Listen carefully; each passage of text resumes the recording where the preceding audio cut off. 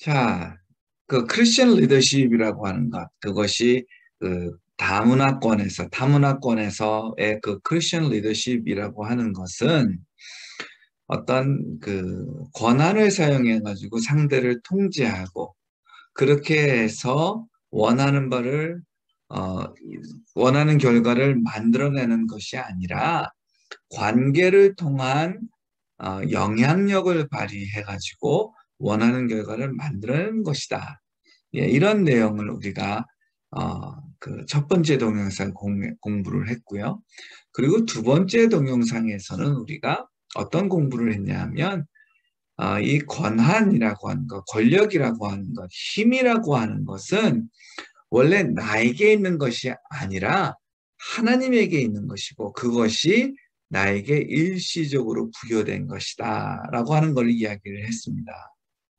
그렇게 나에게 있는 것이 아니고 내 것이 되지를 않기 때문에 그걸 추구할 것이 아니라 그걸 공유해야 된다라고 하는 것이고요.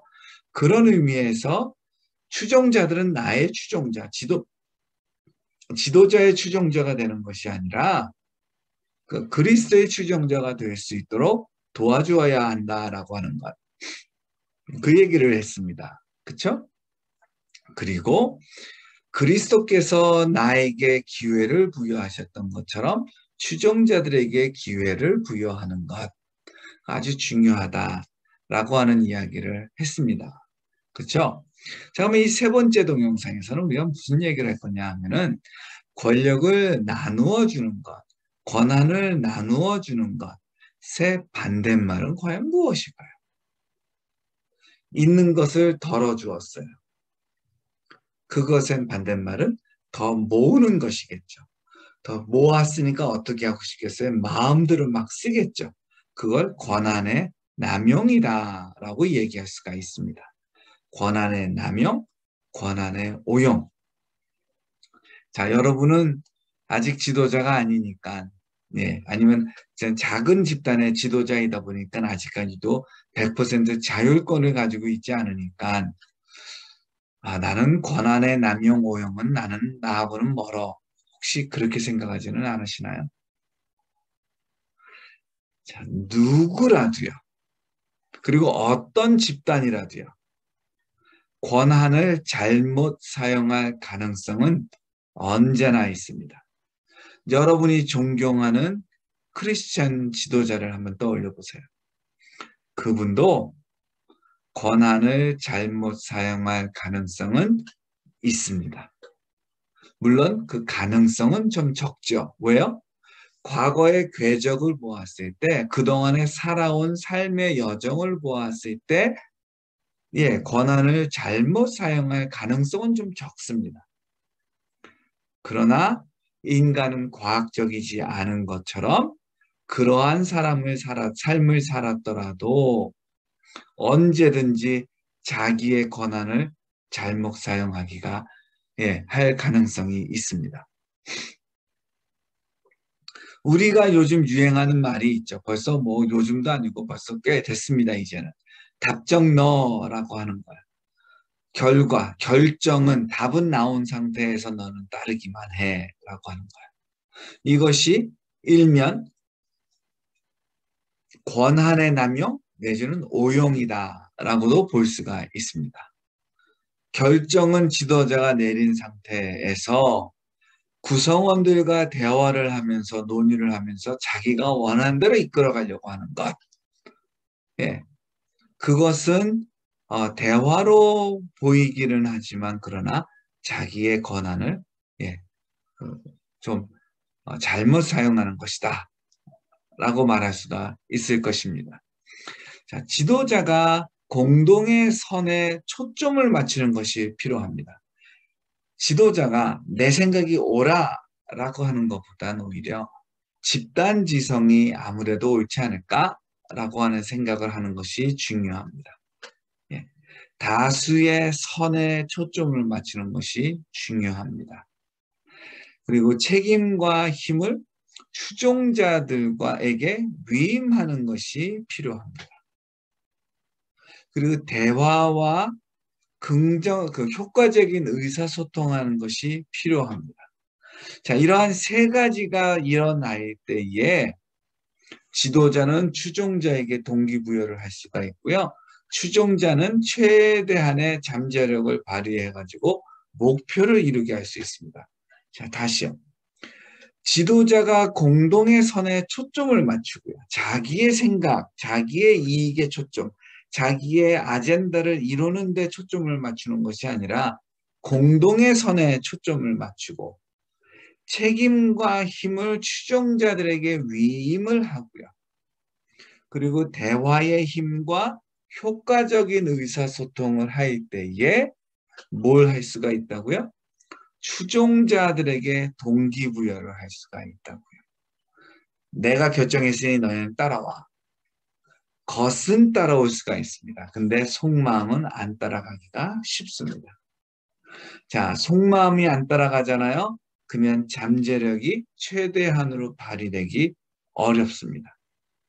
그러면 목표를 이루기가 아주 힘듭니다. 자, 권한을 남용하고 오용하는 그러한 지도자들에게 추종자들은 나름대로 또 대처하는 전략이 있습니다. 자, 이것을 우리가 11주인가요? 그때 우리가 공부했던 그 개인주의, 집단주의, 공동주의, 관료주의 체제랑 좀 그 문화적인 것과 연결지어서 한번 좀 생각을 해볼까요? 개인주의 사회 내지는 개인주의 문화에서는요, 그룹 의식이 약하다면 그리고 그 개인의 역할이 할 수 있는 것이 딱 정해져 있다고 한다면요. 그렇다면 지도자와 추종자가 얼굴을 마주 대면해 가지고 이야기를 할 겁니다. 내지는 그룹 대 그룹이 대면해서 이야기를 할 겁니다. 그리고 공적인 자리에서 회의 장소에서 논쟁을 할 수도 있습니다. 그리고 회의 장소에서 협상하는 것도 가능합니다. 이거는 어떤 문화에서요? 개인주의적인 문화에서 그렇습니다. 여러분, 공적인 데 자리에서 논쟁하는 게 가능한가요? 어떠세요? 네. 그게 불편하다면, 아주 불편하고 좀 이상하다면 여러분은 개인주의 문화에 속한 사람이 아닙니다. 서양 사람들은 합니다. 자, 집단주의야. 이건 강한 그 집단 의식이 있는 데죠. 여기는 지도자를 의 의견에 동의하지가 않는 거예요. 반대하는 겁니다. 그랬을 때 이 집단주의 같은 경우에는 오히려 그 반대하기보다는 뒤로 물러납니다. 그러니까 그 충돌, 대립을 회피하는 것이죠. 그리고 간접적으로 이야기를 합니다. 둘러서 이야기를 하는 거죠. 뭐 말하기보단 글로 이야기할 수도 있고요. 아니면 그룹 토의를 통해 가지고 이야기할 수도 있습니다. 이건 집단주의적 문화예요. 공동주의는 이건 역시도 강한 그 그룹 의식이 있죠. 그러나 그 여러 사람들이 그 각자가 할 일들이 많은 거예요. 다양한 일들을 수용하는 것이죠.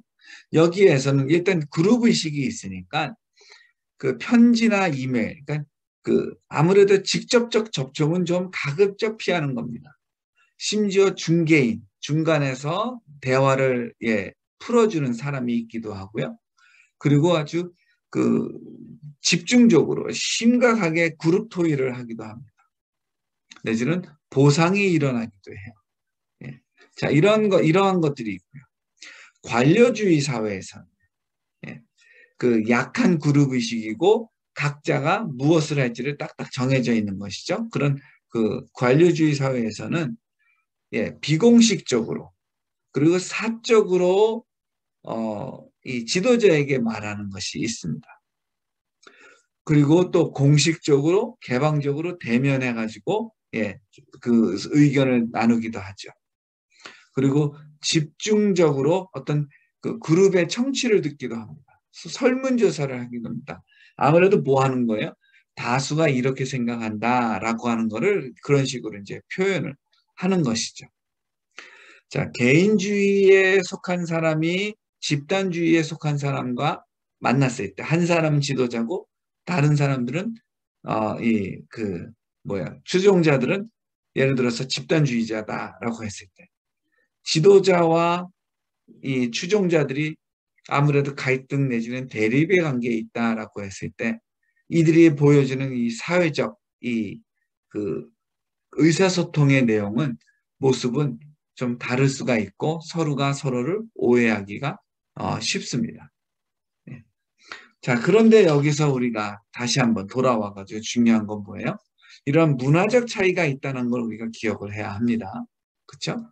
그리고 이것이 한 나라 안에서도 세대별로도 나타날 수도 있습니다. 그것 또한도 한번 좀 우리가 생각을 해야 될 것 같고요. 자, 그런데 그거보다도 더 그 근본적인 것. 누구라도 지도자일 경우에 권한을 잘못 사용할 가능성은 있다라고 하는 것. 그러니까 저 지도자 잘못됐어. 생각할 뿐만 아니라 모두 생각을 해요. 지도자인 내가 그런 잘못을 할 수도 있어. 라고 하는 생각을 해야 되고요. 권한의 남용, 오용, 뭐 지도자가 원하면 할 수는 있습니다. 그러나 그것이 좋은 결과를 가져오지는 않는다라고 하는 사실. 지도자로서 꼭 기억을 한다면 조금 더 책임 있는 자세를 취할 수 있지 않을까 그런 생각이 듭니다.